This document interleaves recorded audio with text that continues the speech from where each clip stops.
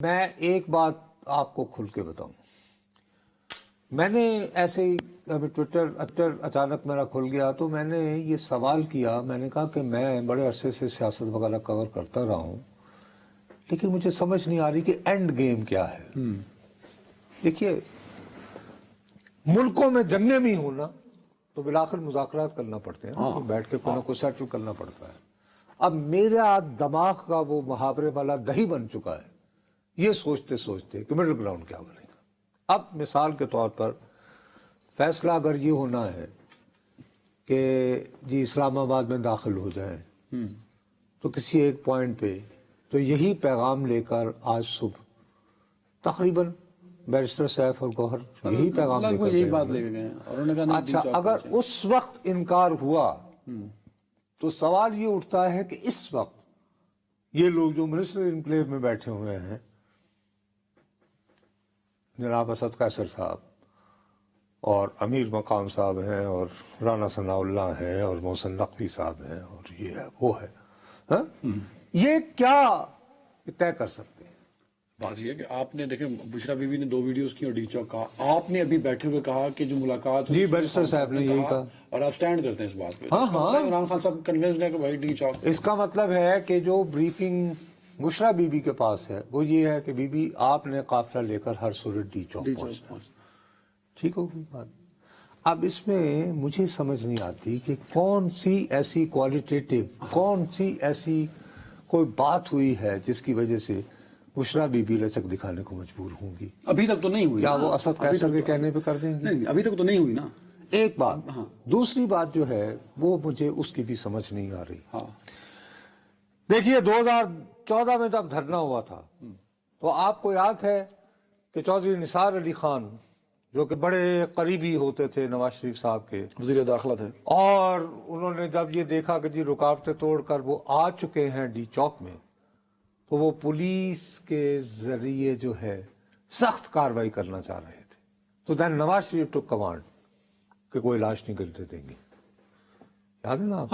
And after doing that انہوں نے کیا کیا کہ تمام سیاسی جماعتوں کو انگیج کیا۔ سب سے پہلے تو انہوں نے قومی اسمبلی کا اجلاس طلب کر لیا، مستقل رہی پارلیمان جو ہے، روزانہ ملتی تھی، باہر دھرنا تھا، اور اسی دھرنے میں اسی لیے محمود خان چکزئی کا وہ نقلیں اتار کے مذاق اڑایا جا رہا تھا، خوشی شاہ کا وغیرہ وغیرہ وغیرہ۔ اس دفعہ کی صورتحال عجیب و غریب ہے۔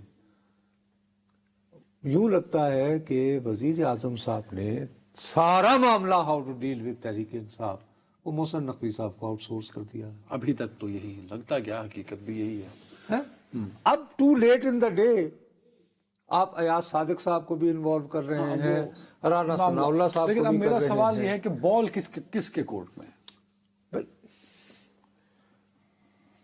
آپ حکومت نے ایک تو کمزوری آ گئی نا ان کی کہ انہیں یہ محسوس ہو رہا ہے کہ شاید اگر ہم انہیں اسلام آباد آنے سے سختی سے روکیں گے تو معاملہ بہت پرتشدد ہو سکتا ہے، تو بہتر یہ ہے کہ درمیانی راستہ وہی پہلے والا کہ جی صاحب آپ اس مقام پہ ڈٹ جائیں۔ اس پہ وہ راضی نہ ہوئے تو دین ریاست کو اپنی قوت کا استعمال کرنا پڑے گا، بدقسمتی ہے۔